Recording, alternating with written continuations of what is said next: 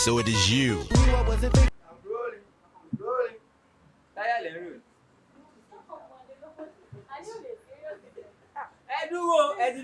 Yo, what's up, everybody? I have the baddest, the most baddest. Wọ́n bá ṣe jẹ ẹni bẹ́ẹ̀ kọjá ẹ wo láyé wọ́n ti gbé yín obìnrin dè. I have the most baddest guy in the world. I don't know why this guy. Please, see, this one where you look like Brother Shaggy. Say your own what? Which one be your own? Shaggy. What's your relationship with Shaggy? My relationship with Shaggy, me I don't know Shaggy. Who be Shaggy? Me and me. Okay. I don't know Shaggy. Okay. Yeah. Niyi. Brother Niyi. No, I'm still small. I'm not coming to you. My good brother. My name is Bankole Unifemi, and people call me Bank. I don't know if you feel like Bankole. Sound like. How many kind of character only you can play? Because this one you just display now. Normally, I love acting. I act. I do some skits. I act in church, and I can old man, young guy, tout. So you can do different character. Yeah, I can do different characters. So now we want to give you a test now. So this is our audience. We are currently at National Theatre. Please tell people, if you become president for a day, what are you going to do different? You know, in Nigeria, we don't have any young president. We have a president. That means I'll be like a old man. You understand? Like I'll be like my people. How we doing? Please, we help and support of my people. Please just vote for me, and I promise you, your dollar will not go high again. Your bag of rice will not go high again. Ẹ̀wà yín màmá wa lẹ́kẹ̀ẹ́. Ẹ̀yin onígàrí tẹ́lẹ̀ kan wá sọ́dọ̀ olówó lóògùn gàrí. Tálíkà máa mú padà. Ẹ̀ní ìyá rere. Ẹ ṣàánú mi. Ẹ dìgbò fún mi. A máa dìgbò fún yín. Bọ́ ẹ̀ sorúkọ yín àmórúkọ yín tá a máa dìgbò fún. Bóyá èèyàn dáadáa ni, bóyá èèyàn burúkú ni. Bóyá. Okay. Once again, my name is Bankole Unifemi, known as Ni Bank Instant. Like, pẹ̀lú nǹkan tí mo ti ṣe ìtẹ́tí rẹ́rìn. Ṣé bá pẹ́ ní tẹ́ máa jẹ́ rẹ́rìn sórí ipò? Ṣé ẹni rẹ́rìn ni kí ló ń kọ́ bàbá wa ìgbọ́nà family Davido yìí, Adeleke yìí? Ṣé wọn kì í rẹ́rìn ni? Àwọn èèyàn tó wà nílùú ẹ̀ rẹ́rìn nílùú ẹ̀ wà. Ṣé ẹ̀rín làwọn èèyàn máa jẹ? Ibi kí ló dé yìí? Ẹyọ mélòó ló rẹ́rìn? Déplé, mọ́mí wa, ẹjọ́ mà, tẹ bá wo olúùlú, ṣe máa rẹ́rìn. Ẹni rẹ́rìn, bọ̀ tẹ bá kọ̀ wọ́n gbà, adúpẹ́ lọ́dọ̀ Ọlọ́run pa mi. Àwà láti, jọ́ ní dìbò fún mẹ́. Now, ní ìgbà tẹ́ ẹ campaign, ẹ sọ pé ká dìgbò fún yín, ẹ ṣe bí bàbá arúgbó. Ìgbà tí ẹ fẹ́. Bàtà sí ní Senegal. Senegal ló ní YouTube, Nàìjíríà lọ́wà. Àwọn tó máa débẹ̀, àwọn tó ti wà ń bẹ̀ látòrí sẹ́nítọ̀, wọ́n jì kéré, káàbà máa rí dàgbà, àwọn náà máa jẹ president. Wọ́n máa rólù mi. Ṣé ẹ̀yin youth ẹ̀ ní fúnra yín ní òkú? Ìyá. Ẹ wò, kí lélẹ̀? Youth. Ẹ dúró. Ẹ̀yẹn kọ́, ẹ mọ́ wọ̀nyí wẹ́ ṣáà máa tẹ̀lé mi. Lọ́gbọ̀n. Ó ti, wọ́n máa ń ṣe ni, wọ́n bá di fọwọ́ yín sókè. Ok, èmi náà ti fọwọ́ etí yín sókè. Ẹ̀yin ò lágbára yẹn. Máa tó fọwọ́ sókè ní ẹ̀jẹ̀ máa sọ gan, orí afẹ́fẹ́ là wà. Ok, tí ẹ bá máa rántí dáadáa, ṣé èèyàn kan ó ti ṣe yín lóore rí tó jẹ́ pé inú yín dùn bọ̀ ẹ mọ bẹ́ẹ̀ ṣe máa reach out sẹ́ni yẹn pé nǹkan tẹ́ ṣe fún mi ni mo dúpẹ́ bọ̀ ṣó ti ṣẹlẹ̀ rí. Ó lọ fàáfàá mo ti lọ fàáfàá ẹja wò kánú obìnrin ni àdùn ọkùnrin wọ́n máa promise a máa disturb ní wọn lára wọ́n padà àwọn míì máa ṣe o àwọn míì ṣe but ẹni tó ti ṣe mí lóore rí lẹ́yìn mọ́mì mi tí ò ṣẹ́yìn mi ẹ̀nà kárọ́ ṣẹ́yìn mi ni mo ní bàbá yìí mo ní àwọn mọ́mì àwọn ẹ̀rín àtinúwọ̀ ní bọ́tà abíjẹ́ mi pàwọ́ wọ́n ti flush ẹ̀jẹ̀ ti yọ àwọn ọmọ tá à ń bí sìn sọ́kàwé ẹgbà wa gbogbo àwọn ọmọ ẹ̀ ti kú sọ́kàwé mọ́mì mi nìkan ni màá dúró pé orí kan lọ́ ṣe ni wọ́n bí mi ṣé dáàdì mi tó lè ṣe tàtàtàtà táìmù tó yẹ kí wọ́n ṣe náà orí kan náà nìyẹn ó ṣe yín bọ̀ ṣé táyé bá ń dúpẹ́ fún ìyá ká máa dúpẹ́ fún bàbá ọkọ mi bàbá lè ní ọmọ. bọ̀ ṣé máa ń dúpẹ́ lọ́wọ́ mọ́mì pé mọ́mì I love you so much àbí ẹ bá ṣe mọ́mì I love you have you give your mom peck have you peck your mom before to show that you really love your mom. ṣé mo tá a bá wà pẹ̀lú wọn most time every time kò ní ó ṣe bọ́ tá a bá wà lọ táwọn gbígbà ọmọ ká ní táìmù yìí mo wà wọ́n mi máa lè dúró ayé bá mi ṣe kínní yìí o ká ní mo sí nílé tí mo wà pẹ̀lú wọn bá mi wọ́n lè sáré bá mi fọ aṣọ yìí o ó ṣe ìgbà yẹn la máa wọ́n ti gbà wọ́n mi dáì gbàdé wà pẹ̀lú mọ́mì ṣe sọ fún mọ́mì ṣì wà pẹ̀lú bó ṣe mọyàn ẹ ṣe mọyàn mọ́mì dáadáa ẹ̀yin ṣe mọ́mì dáadáa mọ́ grandma dáadáa. you sing for your mommy let her tell mommy I love you and let her know that you love her. Ìyá níyì mọ́mí o apẹ́láyé mọ́mí o àjẹwọ́mọ́ ẹni wáyé kò rí rẹ̀ àbọ̀lójú wa kò sẹ́nu tẹ́lá. Before Kato proceed, I want our audience to rate you, to rate your performance. Please, those that have been entertained with 100%, say I. Ẹ dúró, wọ́n tó sọ ẹ dúró. Àfi ẹni tí ò bá gẹ̀yìn. Nítorí mo ń gbé tó sẹ́ni bọ́dì tó gẹ̀yìn. Kí ọgbẹ́ ìṣòro ilé ẹ̀ wá bí. Tó bá ti ṣe ilé, ó máa gẹ̀yìn. Nìkan ni. Nítorí mo wọlé tẹ́lẹ̀, mo kí arẹwà wa kò dá mi lò. Wàá mo bọ́ sórí afẹ́fẹ́, ó gẹ̀yìn. Kí n máa sọ pé kíní. Grandma mọ́mì wa ẹ kú jókòó mà ẹ pẹ́ fún wa mọ́mì rẹ́rìn mọ́mì wà lẹ́yìn náà wọ́n rẹ́rìn bọ́ wọ́n lè má gbọ́ Yorùbá dáadáa but mọ́mì sorry ma are you with us see you are smiling God bless you and God be with you amen grandma náà wọ́n rẹ́rìn àwọn ọmọ tá a bí ń sìn náà ẹ wò wọ́n. I'm not going to ask them again because you have bribed them. That is why I'm going to tell the people not to vote for you again. The kind of politician you are, oniro politician.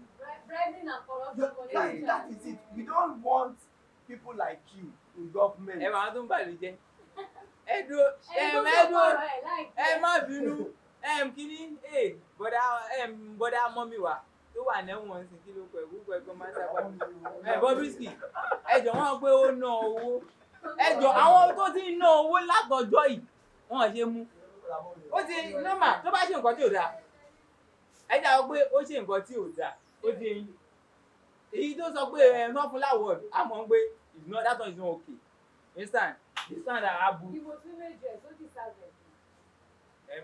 airport grandma ti sọ̀rọ̀ mọ́mì bọ́mọ ẹ̀dọ́ bọ́mọ́mì bọ́ èyí tó wá ti ná owó pátí tí wọ́n ti wá mú ṣé nǹkan tó wá ṣe ṣé ó yẹ kán mú fún yẹn. Ó mọ nǹkan tó ṣẹlẹ̀ sí lédi yẹn for some time now. Mọ́mì ta lé yìí. Lédi broda mọ́mì wa.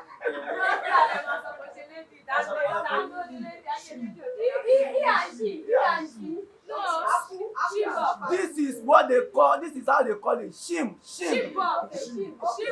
Soft tackle. Nǹkan tó ṣẹlẹ̀ for some time notice pé àánú Ọlọ́run ó kúrò lára ẹ̀. Torí ẹ̀ lọ́wọ́ èèyàn ṣe. Mọ́mì ẹ̀jẹ̀ má bínú ẹ má fi religious báyìí ó ti báyìí ó ti mo understand èmi náà mo máa lọ church mo believe lórí Ọlọ́run ó ti praise the Lord salam aleikum Alaikum salam. woriwo Yeah. ó ti tájà dé dáadáa gangan ní kókó Let's change ó this. ti You are- like you are leaving my face. like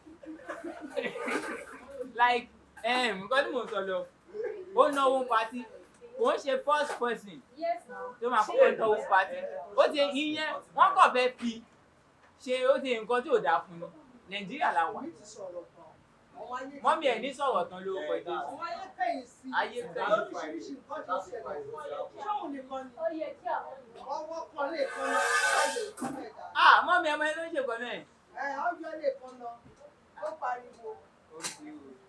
bí àwọn náà ti fẹ́ ṣe bí wọn Now, wọ́n fẹ́ yẹ iṣẹ́ I àwọn want to ask you, please, with all sincerity, how much do you love Bobrisky? Bobrisky. No, you better hear. Mo love Bobrisky o, but my love ọkùnrin. Ọlọ́mọjà yìí, àbí kọ́mọ náà lẹ́tọ̀ sí sí kò ṣe dáadáa. Mọ́mì, ẹ gbọ́ pẹ́sàn kí olóòpè àbí kí wọ́n pè wọ́n. Olóògbò náà béèrè. Olóòtú bí ẹwà tó ń tú. Wọ́n pé báwo lèmi ṣe love Bobrisky, báwo máa love ọkùnrin. Now, Mo ò fọ́lù ẹ̀gbọ́n but mo máa ń fọ́lù ọkùnrin lórí àwọn blogger ẹ̀ kíkà nǹkan tó ń ṣẹlẹ̀. mọ́mí sọ kankan ẹ má jẹ́ kí wọ́n ẹ sọ kankan nípa ayé tó má sọ fún yín wípé population youth tó ń tẹ̀lé Bobrisky ó máa yà yín lẹ́nu.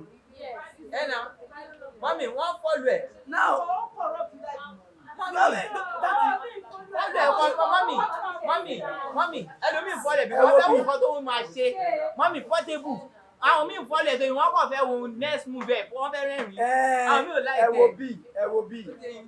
wo bí bọ́ mọ́mì bọ́ ẹ tẹ́ bá wò ó ń gbà mí.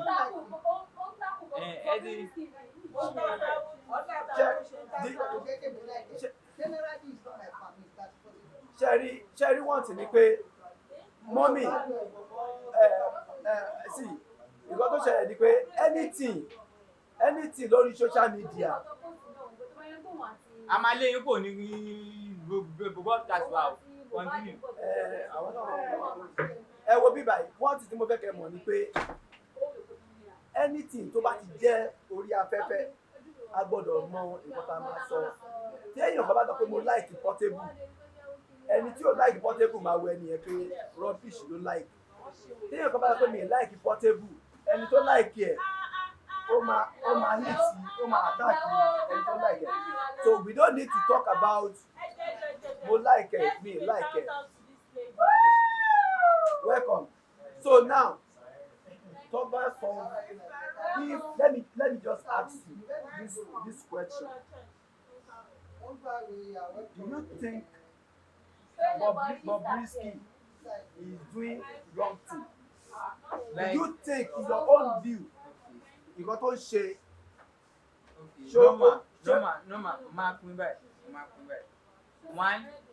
one is doing wrong thing two is just doing it like Nigeria like we should just just entertain. It's just about entertainment. You understand? I can entertain ara wa. That is what I think about Bobrisky. because tí Bobrisky ṣe yẹn mo fẹ́ kẹ́ mọ̀ pé Bobrisky ó ń ta ọjà ní Ẹ náà wọ́n entertain ni. ọjà ní Ibo ló ti rówó. ẹ má jẹ́ ká take it personal. Ibẹ̀ ló ti rówó náà. See madam if you look at it nǹkan tí Bobrisky ṣe ọkùnrin ni nǹkan tó fi yàtọ̀ ni pé ọkùnrin ni ó wá sọ di ó wá kọ́ tó ń ṣe nǹkan obìnrin but nǹkan tó ń ṣe gangan bọ́ ara ẹ̀ ló fi ń ṣe nǹkan tó ń ṣe and anybody ò lè sọ pé má fi ara ẹ̀ ṣe nǹkan tí bọ́ repercussion nǹkan tó ń ṣe yẹn tó bá délẹ̀ tán ṣé ẹ̀yin tẹ́ gbé bọ́ọ̀dì yẹn ẹ̀yin lè máa fèsì ẹ̀yin kọ́ náà yes ó ti lọ́yàn. ẹ jẹ́ má jẹ́ sọ tí má sọ àwọn obìnrin mi ó lọ́yàn jù wọ́n lọ. Mo ló ń ta ọjà nísìn entertain tí wọ́n bá wà entertain wọ́n wà entertain ó fi ta ọjà. No. Yes, my sister, be careful. A lot of things òkín go bọ́ọ̀chì wọ́n máa ń gbé sí àlọ́ máa ń gbé sí.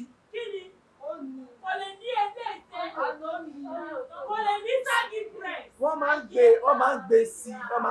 Ọyún ẹ̀ kò ní dẹ̀ bó máa dúró. Wọ́n máa ń gbé sí náà. But àwọn ọkùnrin ò wá èkó dẹ̀ wọ́n wá ètò máa dúró ni.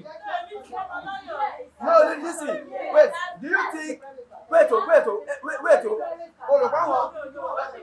anyway, I don't want. Fẹ́ tó sọmọ màá kì í tó dà wálé màá lọ tó tẹ̀. Ṣọlọ fáwọn tí Bobrisky hang out pẹ̀lú, ṣọlọ fún máa touch ẹ̀. They are not touching, they don't touch it. Kí ló fẹ́ fi? Kí ló fẹ́ fọwọ́ kàn ṣe? Kí ló fẹ́ fọwọ́ kàn ṣe? Something you know that is not real. Oh, mo pé kò real. See, ẹ wo bíbá yìí, no matter bí ọkùnrin yẹn ṣe jẹ́ hypocrite tó, nǹkan tí ò bá rí nǹkan tó jẹ́ artificial ló máa jẹ́. Being a man, báwo ló ṣe máa feel tó bá hug bí? Excuse me. My sister, just. Hello. Mo fẹ́ kẹ́ bá mi bèrè lọ́wọ́ bọ̀bọ́ yìí. Tí wọ́n bá ní kó hug Bobrisky, báwo ló ṣe máa feel? Kò ní ní feelings, kí ni mi ò ní move? Feelings yẹn ò ní wá. Ṣé o máa wẹ̀ kó hug yẹ? Bó ṣe wà yẹn, àbí kò ní wẹ̀? Ẹ ti bá ọ̀gẹ̀. Like, ṣó wẹ̀ àbí kò wẹ̀? Ṣó wà disgusting sí àbí kò wà? Mo lè ọgọ̀. I'm not talking about ọkùnrin. Obìnrin tó ti package rẹ̀ bí Bobrisky ṣe package rẹ̀ yẹn. Tó bá ní kó hug ẹ̀, ṣé inú ẹ̀ máa dùn láti hug ẹ̀?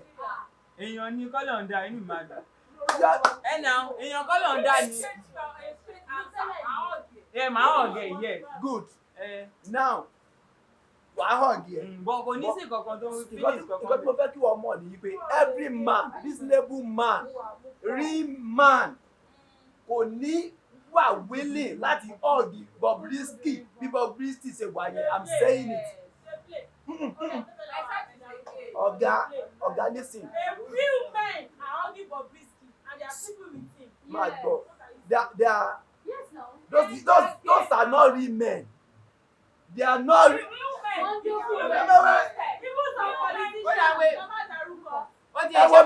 My sister, get me right. Àwọn yóò ṣe rí men o. Ẹ máa gbọ́ I'm sọ̀rọ̀ reality ẹ̀ sọ̀rọ̀ rí men. Rí men kọ́ làwọn yẹn. They just carry men body. They are not men. They are photocopy. See, okay, now with due respect to Asafe, I love her so much. She's my friend. But show me, with couple of ladies, I just use only to Asafe. I can mention other names, but don't pay. She's the person I like. Show you very easy. Oh, how the Bobrisky. Imagine being in Bobrisky. Ẹ get it going. Ṣé ọkùnrin normal ọkùnrin ṣé tí wọ́n sábẹ́ kọ́ lè máa hug everybody lọ. You get what? See, no, why don't we hug Bobrisky? Celeb làwọn méjèèjì. That is what I'm saying. Celeb. That is what I'm saying. I'm saying that the market ní gbogbo nǹkan tó ń ṣe yẹn. And obviously like entertain me. Ọjà tó so ṣe bá jọ ti celebrity kúrò bẹ́ẹ̀. See, imagine pé bọ̀bọ̀ yóò popular. Ṣé ọmọ pé ẹlòmíì wà tó dàbí Bobrisky yẹn tẹ́lifọ̀dì ò fún face fún ọ̀tí ẹ̀wọ́ sáyẹn. Ṣé ọmọ pé wà àbí kò mọ̀? Wọ́n pọ̀ dáadáa. That is it. Ẹ má miss ẹ̀. Àwọn èèyàn tí ì rí nǹkan jẹ ni wọ́n dì ní. O lè blame wọn. Ẹ̀nà ládùúgbò mi, àwọn mi máa ń ṣíta. So má jẹ́ ká dú ẹ̀ lónìí. Mo mọ̀ wọ́n dáadáa. Bọ̀ ẹ má wàá gbé mi lẹ́yìn ẹjọ́ tó lọ. Jẹ́ ká fi kò sẹ́ni tó máa gbé ẹ. What are you saying now? Mo ti gbọ́ yín tẹ́lẹ̀. Ẹ wo bíbá yìí. I want you to understand something. Opinion oníkálùkù. O ti gbé. Opinion oníkálùkù ní láti wà lórí nǹkan tá à ń rí. O get it bẹ́ẹ̀ yẹn sì. Ṣé o bú now? So èmi ò kì í support anybody máa bú anybody. But my own ni pé nǹkan tẹ́mi feel ni mo sọ yẹn nǹkan tí wọ́n náà feel mo sọ yẹn o anybody can now you understand Yeah. so just feel free on that now this is coming back to you as a person mo bèrè question kan mo ní pé ẹni tó ṣoore fún ẹ tó rántí kò dárúkọ mọ́mì mi inú mọ̀ pé mọ́mì ṣoore fún ẹ kò lè dúpẹ́ tán lórí ti mọ́mì yẹn yàtọ̀ sí yẹn ṣé ó ní èèyàn kan tó máa ń múnú ẹ dùn wípé ó lè jẹ́ Bobrisky o ó lè jẹ́ Fúnṣọ́ Adéolú o ó lè jẹ́ Fúnpọ́lá ó léèyàn kan tó pé ìfẹ́ tó ní sí mọ́mísí ẹ ẹnìyẹn ọmọ ẹ ò kò mọ ẹ o mọ ọkọ̀ lọ́ọ̀fù ẹ kátó bóyá tọ̀ bóyá musician bẹ́ẹ̀. n gbé celebrity tí mo kọ̀ lọ́ọ̀. ó lè jẹ́ celebrity ó lè má jẹ́ celebrity there must be somebody in life to love to kọ̀ like ẹ̀ ó lè jẹ́ ní Project Loud. ṣé n dáwọ́ kọ wọn. if you want to ebi fẹ́ mọ̀ bóyá owó àbí kò sí. tí bá rí ọ̀gá mi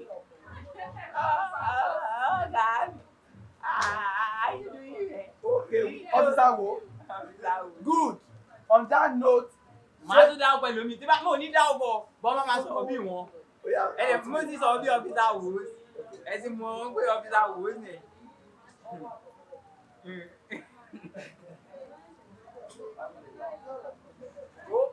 Hey. You're looking at me. You gangan. Over me? Èmi gangan. You're looking at me.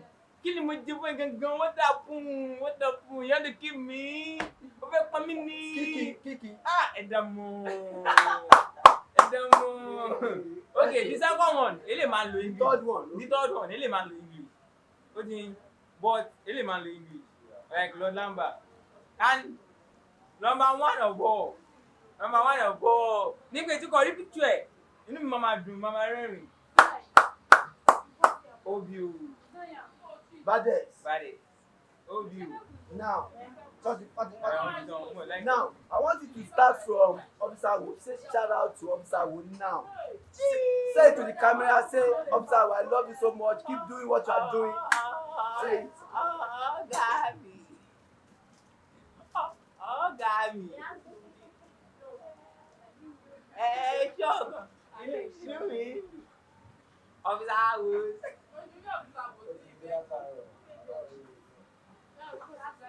You understand, like, shout out to Officer Wo, you understand? So, the next person, shout out to Kiekie.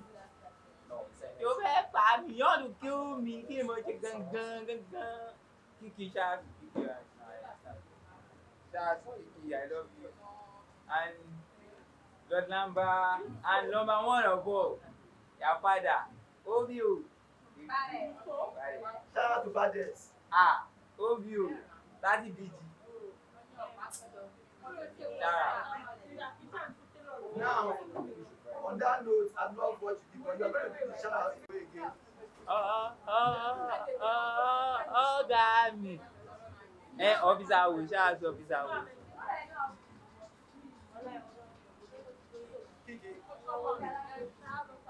You fẹ́ pa mi, you want to kill me. Shout out to Kiekie, I love you more.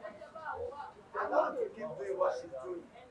Yeah, shout out, keep doing what you're doing, and I have a content for you. Like, you need it is what you do, it's just about what you do. Instant, I've been trying to get to you to reach out to you, but it's not working out. That's good. What? Obio, say it anywhere you want it to. Go flow. Babala, if it's not Babala, it's nobody. I lie. I never chop 5 naira, but the feeling is just strong. And the feeling is just strong. Eh? If I invest, if I hear Davido, I go just cha.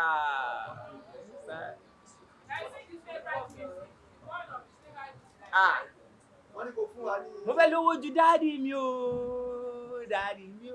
Fẹ́ lówó ju bàbá mi. Kí ni bàbá ṣe fẹ́ tó ti fẹ́ lówó jù lọ? Ta ló fẹ́ padà sẹ́yìn?